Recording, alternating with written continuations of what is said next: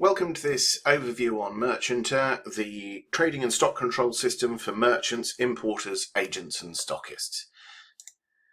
Merchanter is designed to cover the purchasing, stock management and sales operations of a business, all integrated and linked to your preference on industry-wide financial packages, things like Sage, Xero and QuickBooks, with links to other packages available as well. Merchanter, in tying together the purchasing, stock management and sales of the business, covers all sorts of other areas as well, from things like sort of quotes, transport planning, milling and machining, value-added processing of products, tracking of certification, forward contracts alongside straightforward purchase order processing as well. A good breadth of the different operations for a particular business. What I'm going to do today is give you a quick run through on some of the features on the system so that you can get an idea of what Merchanter's for. Obviously, feel free to look at other videos on more specific areas of functionality within the system. So, if we take a look at the demonstration system here that we're logged into, Merchanter is a cloud-based system, so I'm logged in here via a Chrome browser, but any browser will be fine.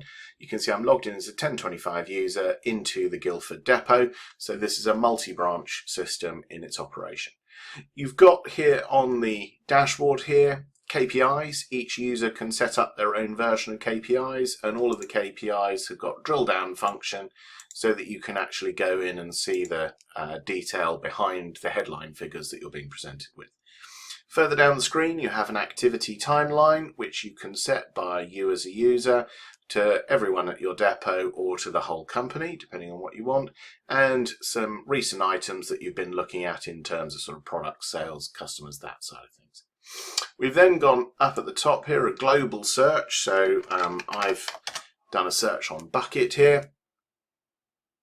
This brings up all the sort of customers, contacts, product sales, everything to do with buckets. If we go into this particular customer, you'll see it picked this up because some of the key contacts have got bucket within their name, so a nice easy way to be able to get to them. You can see the sort of information that we're recording against customers. So again, the timeline filtered to this customer's activity. The sort of headline figures in terms of things like remaining credit and how much they've been spending with us, things like that. You have information like addresses with Google Maps lookups. If I go into an address here, you can see the individual Google map and all the detail, or I can see all of the delivery addresses for this particular customer on a map as well.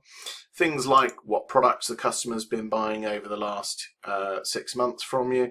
And again, if I click an order on that, I can see all of the orders over all time for that. I can link into those orders.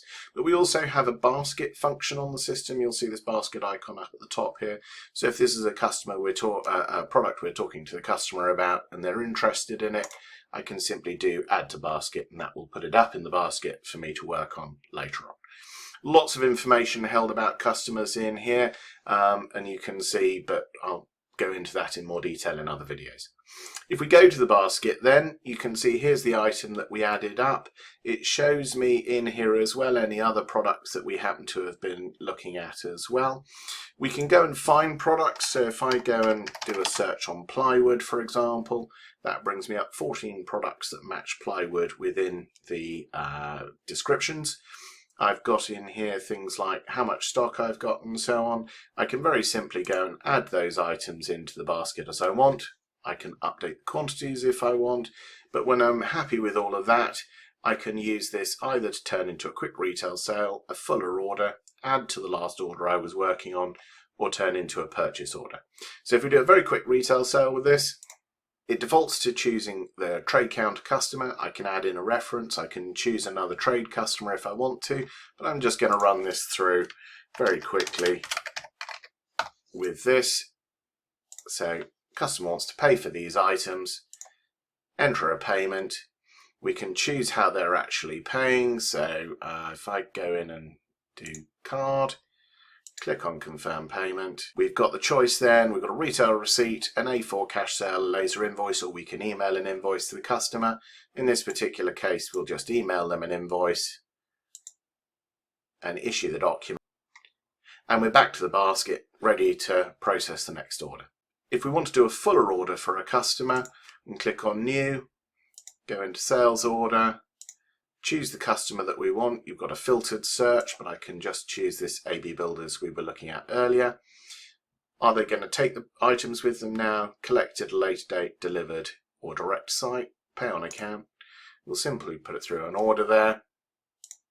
Choose the items that they want to buy. So if I do a search for that particular saw, I can click on that, shows me the items. I'll take one of those, gives me a warning because this is a bladed product.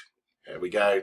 I can add that item in. Similarly, if I wanted to order a timber product, so if I go and say I want a 47 by 100, there we go, choose the item.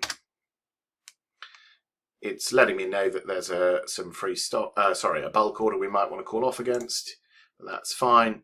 And then with the quantity entry on timber, you'll see you've got more options in terms of how you enter that quantity. I might want to do 100 meters, for example.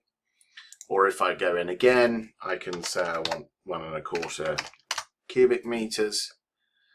Or I can go in and say the specific length that the customer wants.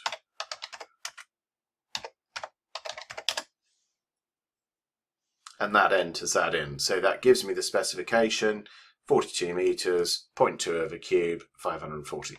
Things like if I hover over prices, I can see the last price paid, or I can drill in and see all the times this customer's bought this product. Lots of opportunity to negotiate prices around here, see the margin, how the price was achieved, things like that. But you can progress orders through as we go. I'm going to simply move this order on.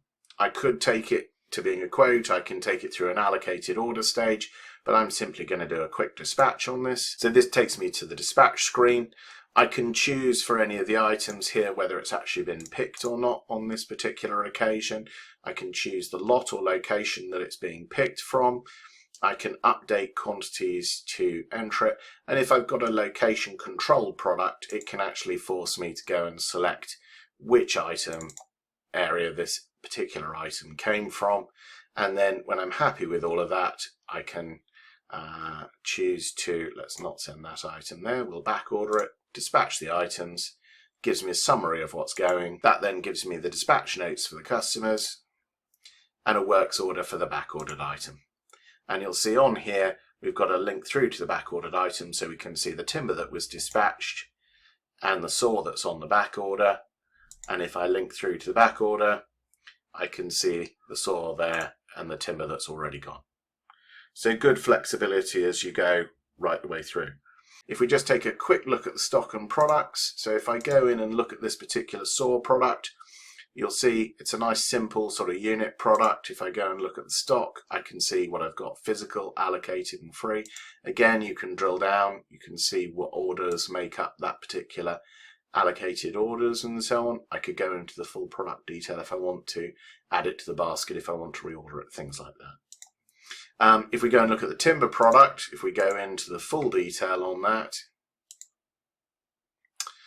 you'll see it's a lot more advanced. We've got a meters and a cubic meters in this particular case. You can switch around which units are the dominant ones as you're looking at them.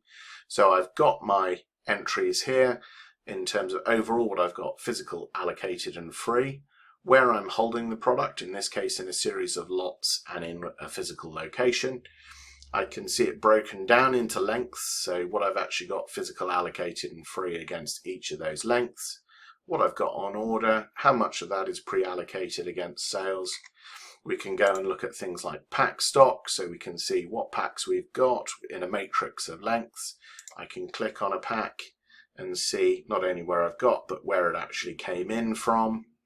Any packs that are allocated against sales and any that are due to be coming in from our suppliers. Lots of information against products, but different levels of stock control and stock management as we work through on a product by product basis. So that's the very quick tour, some of the hopefully useful information that's available in Merchanter to be able to go and have a go on the demonstration system yourself and try out. Hope you found that useful and look forward to investigating further into the Merchanter system.